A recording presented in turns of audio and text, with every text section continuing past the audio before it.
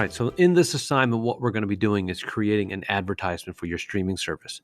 So advertising obviously is an important part of what companies do, and advertisements are ubiquitous now. You see them everywhere. We're inundated with advertisements from just about every possible company that's out there. We see them in our social media streams. We see them on websites. We see them on TV and in movies. And really, print advertising, which is what we're creating here, is just a print ad. We're not doing a commercial or anything.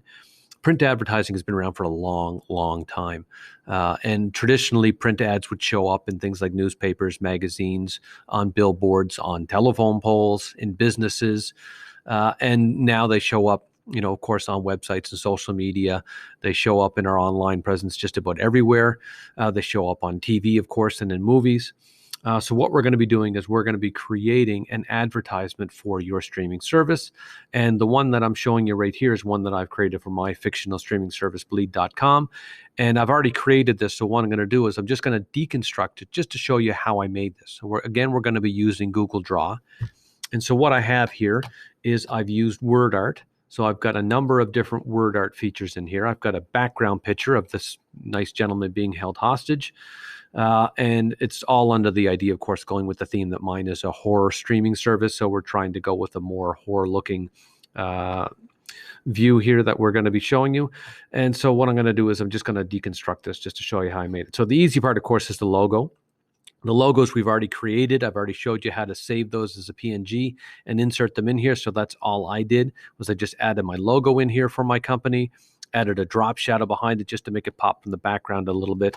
And of course, your drop shadow is found under the format options.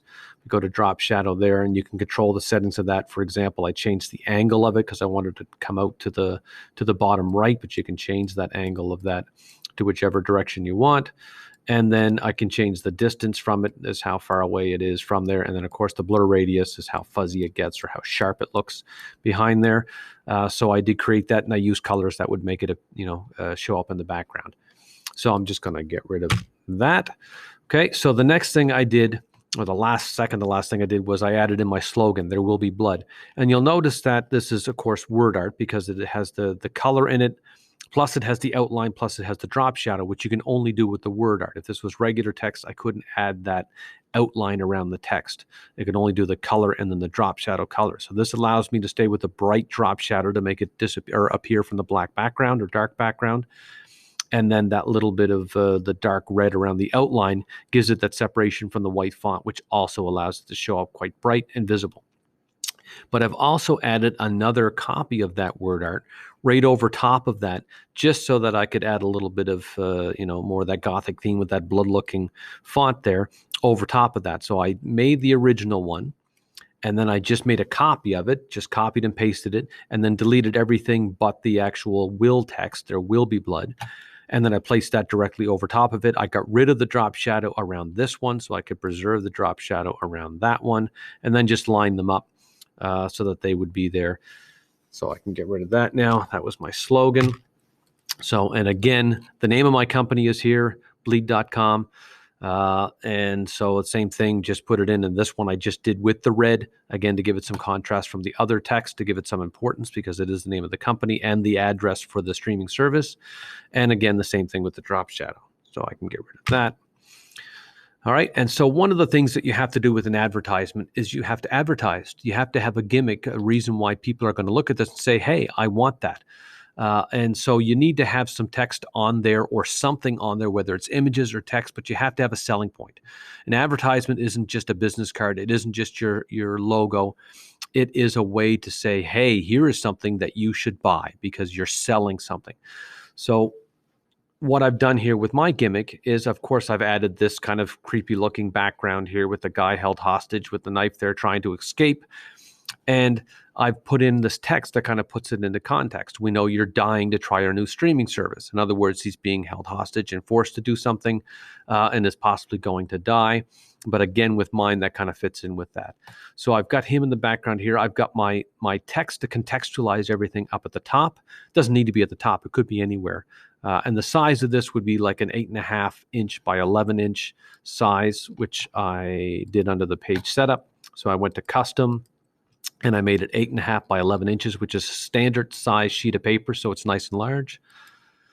And again, I've got the guy in the background here, and I had to do some editing to this, but I'll show you what I did with that afterwards. So I've got my slogan up here. I did the same thing with the slogan, or with my selling text here, as I did with my slogan, is that I made a copy of the text and then I changed it to red and then placed it over top of it just to highlight one of the words in there, which is the dying, of course, which is just to stress the point that he's being held captive.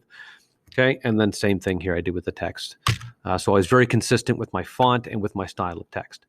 So then I've also added the gushing blood over top of everything here from the top, again, just to give it that Gothic look. And this is just a PNG image that I found on Google Images, brought it in here, and then I just added it over top of this. So now the background image. The background image originally looked like this. So it was this guy here. You can see the picture was much wider and it wasn't red. So to get it to fit with what I wanted, what I had to do, first of all, you'll see this is actually two images. So I've got one at the top and one at the bottom. And the problem was when I cropped this image down, it didn't quite take up the space that I wanted it to take up, but I didn't want to leave another color up in the background here. So I cropped this, but I also did some other things. I recolored it. So there's a bunch of recolors under the format option. So I used light 2, just one of these two. I'm not sure because I played with it some more. That's probably light 1. This is light 2. There we go. So I changed it, and that allowed me to add that red color to it. And then I also went to the adjustments, and I ran the brightness down and I ran the contrast up a little bit just to get it to the color that I wanted, which is a little more dark and foreboding. And then the next thing I did, get rid of him. I had this in the background originally. Don't need that anymore because I changed the transparency of this. This here is the same image.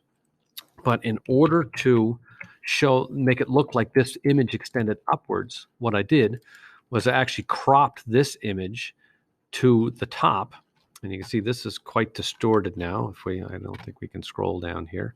But what I did was I cropped this image. You can see his head is stretched out here. And let me just get out of this here, shrink this down like that. So there it's closer to what he did look like. And let's see here, that's all fine. So in there, let's uncrop this. Let's see if I can actually show you what I did here. So I cropped it down to just the top part where the color was that I wanted, which is right there. So I cropped that down just to have that color at the top. And then I stretched that out. So I just got that color that I wanted, and then I stretched that out so that it looked like the picture just continued upwards. Now, under close scrutiny, it might not look exact. If I printed it, you might see that line there like you're seeing right now. But I don't think that was there previously. Let's see here. Get it back to the way it did look. There we go. So yeah, you might be able to see a faint little bit of a line there, but I just did the best I could with this program because it is fairly limited in its ability to do stuff. But I was able to make it look like this was all one solid background. So I just played around with it a little bit. And again, I want you to have fun with this. So I look forward to seeing your advertisements for your companies.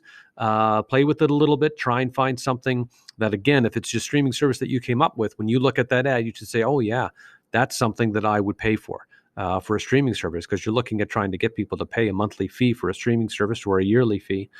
So they're giving you quite a bit of money. So your ads have to entice them to want to do that. So you've got to find a selling point that fits for your company and then push that in your advertisement.